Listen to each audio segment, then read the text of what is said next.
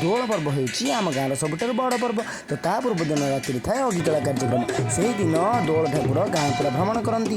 ତାପରେ ଆରମ୍ଭ ହୋଇଯାଏ ଦୋଳର ଅଗିତଳା କାର୍ଯ୍ୟକ୍ରମ। ତାହେଲେ ଅଗିତଳା କାର୍ଯ୍ୟକ୍ରମ କେମିତି ହୁଏ ଚାଲନ୍ତୁ ଟିକେ ଦେଖିଦେବା ଅଗିତଳା କାର୍ଯ୍ୟକ୍ରମ।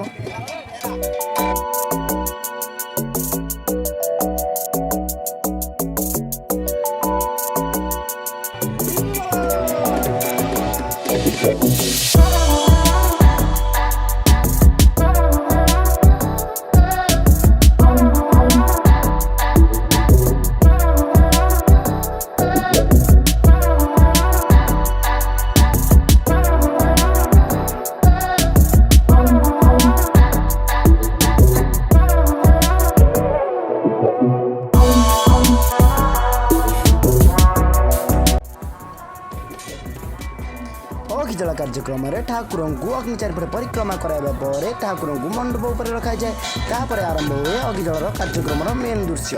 ତାପରେ କ'ଣ କରନ୍ତି ଲୋକମାନେ ନଡ଼ିଆ ଖୋଜିବାରେ ଲାଗି ପଡ଼ନ୍ତି। ବାଉଁଶ ଆଣି ନଡ଼ିଆ ଖୋଜି ଚାଲନ୍ତି। ଦେଖାଯାଉ ନଡ଼ିଆ କେତୋଟି ପାଉଛନ୍ତି। ତ ଆମେ ଆଗକୁ ଦେଖିବା ଯେ କେମିତି ଲୋକମାନେ ନଡ଼ିଆ ଖୋଜୁଛନ୍ତି।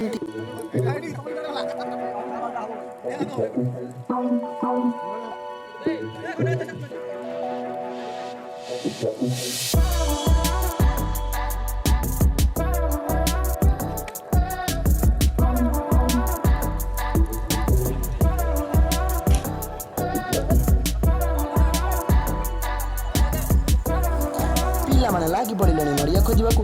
ନଡ଼ିଆ ଖାଇବାକୁ ସମସ୍ତଙ୍କର ମନ ଥାଏ, ସେଇଥିପାଇଁ ଆଗକୁ କାହାର ନାହିଁ ଭୟ।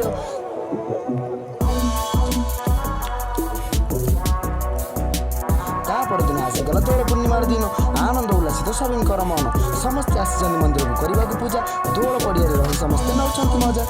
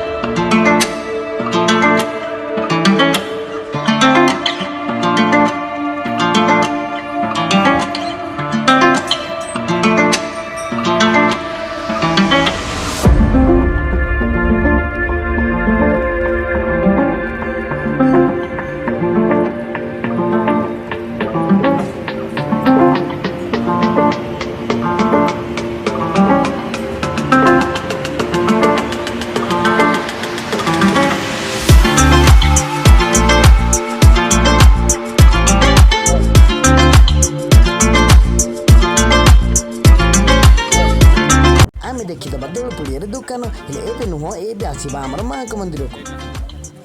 ମାଙ୍କ ପାଖରେ କଥା ପଡ଼ିଛି ଯେ ଦୋଳ ପୂର୍ଣ୍ଣିମାର ନାଚ ପାଟି କାଢ଼ି କେବେ ଆସିବ, ସେଇପାଇଁ ଲୋକମାନେ ବହୁତ ଅପେକ୍ଷା କରିଛନ୍ତି। ଆସିକି ପହଞ୍ଚି ଯାଇଛି ନାଚ ପାଟି ଗାଡ଼ି। ଆମ ଲୋକମାନେ ସବୁ ଆଗରୁ ପୁରା ରେଡ଼ି।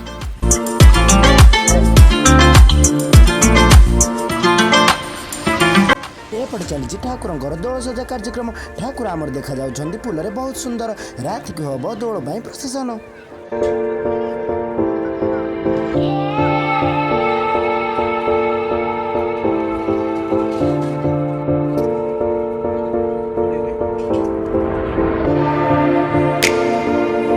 ତ ସାଙ୍ଗମାନେ ହେଇଗଲା ରାତିର ସମୟ। ସବୁଆଡ଼େ ପଡ଼ିଆରେ ପୁରା କୋଳାହଳମୟ।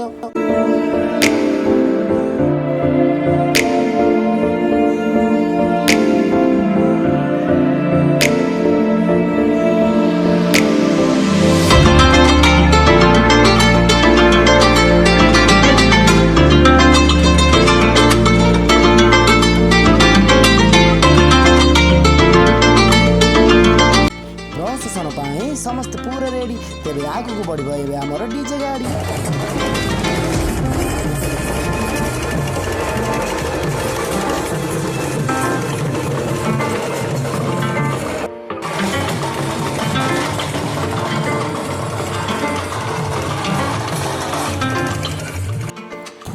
ଭିତରେ ବଢ଼ି ଯାଇଛି ଠାକୁରଙ୍କର ଶୋଭା। ଦେଖିବାକୁ ତାକୁ ସମସ୍ତଙ୍କର ମନ ଲୋଭା।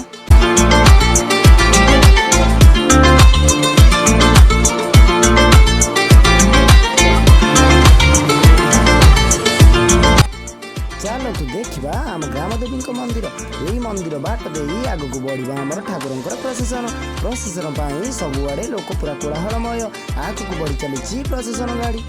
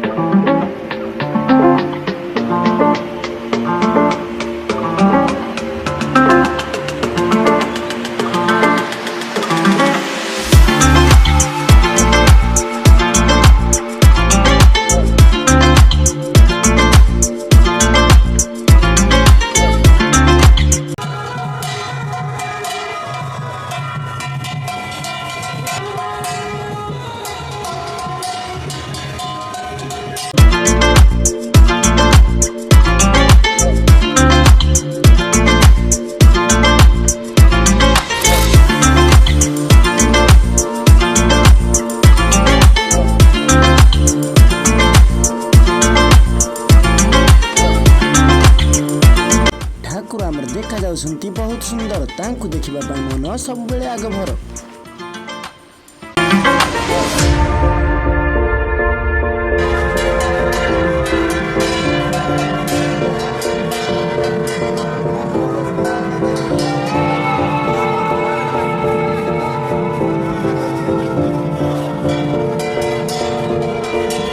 ଲାଗୁଛି ଯେମିତି ଠାକୁରଙ୍କ କାର୍ଯ୍ୟରେ ଲାଗି ଫୁଲମାନେ ବଢ଼େଇ ଦେଇଛନ୍ତି ତାଙ୍କର ଶୋଭା। ଠାକୁରଙ୍କର ଏହି ସାଜସଜ୍ଜାକୁ ଦେଖିବା ପାଇଁ ହୁଏ ଅତି ମନଲୋଭା।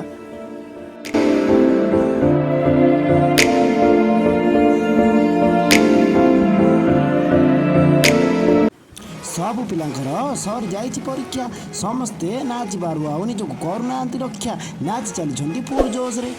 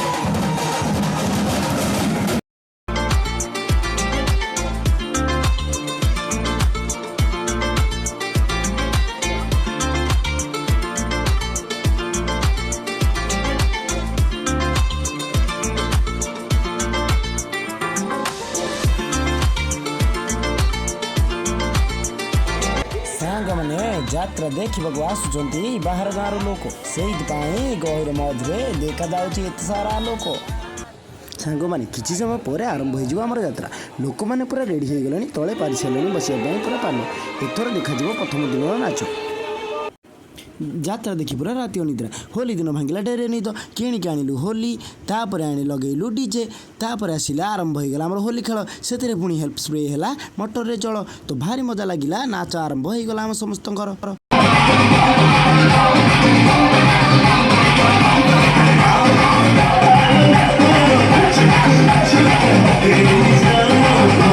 ରହିବାର ନା ଧରିଲେନି ଆମ ପିଲା, ସେଇଥିପାଇଁ ହୋଲି ଖେଳ ଡେରି ଯାଏଁ ଚାଲିଲା।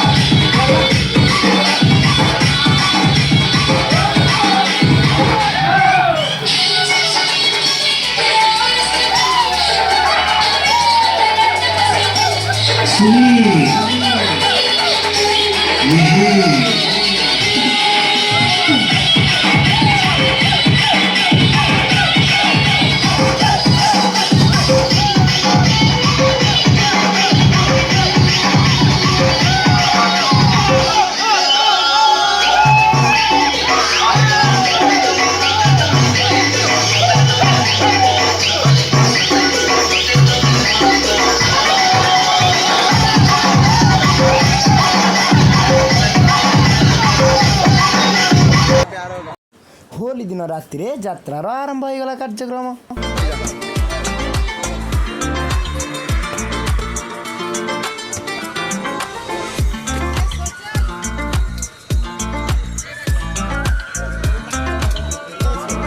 କୋଡ଼ିଏ 30 ଟଙ୍କାରେ ମିଳିଲା ବହୁତ ସାରା ଖେଳନା, ହେଲେ ଆମ ଭଳି ବଡ଼ ପିଲାଙ୍କୁ ସେଗୁଡ଼ା କିଣିବାକୁ ପୁରା ମନା।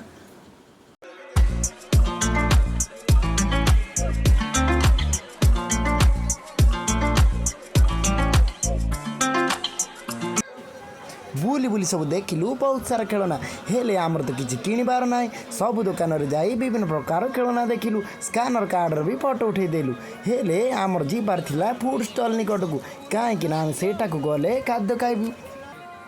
चेन देखी किणवाक है बहुत लोभ हेले आम सेमती देखी रहीगलु फिक्स रेट्रे मुलई करतु ना बोली शुणी से आसिलु चली तापर आसिलु खाद्य स्टल निकट को चाउमिन स्टल आगे प्रबल भिड़ हेले ठिया पड़ा अध घंटा लेखाएं तापर आसिलु मटर सूप स्टल पाखक सेठी मटर सूप गुड़ा बहुत राग खाई सारापर नाकरू आखिरू खाली बाहरला पानी सांग मैंने समस्ते टिके खाइले मटर सूप।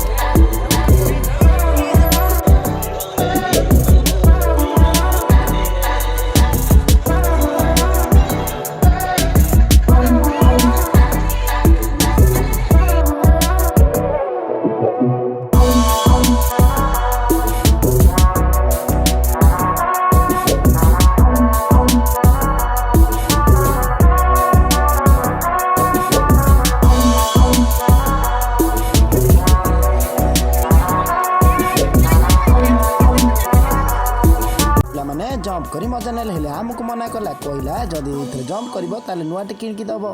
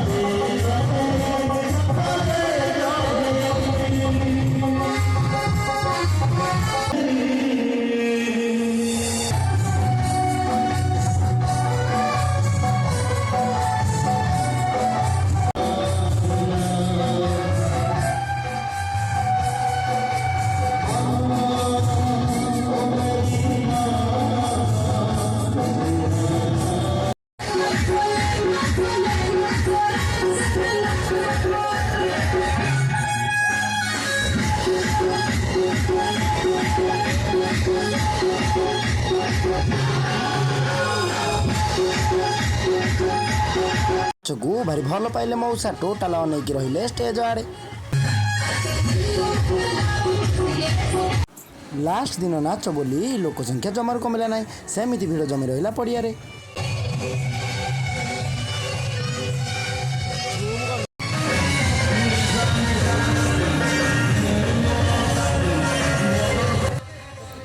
शेष दिन नाच बोली संभाली पारे सांग मैंने समस्ते ठिया हो नाचवाक लगे स्टेज रे चलला नाच ता सब पड़ियार भी चलला नाच समस्ते खूब लाभ उठेले नाचर।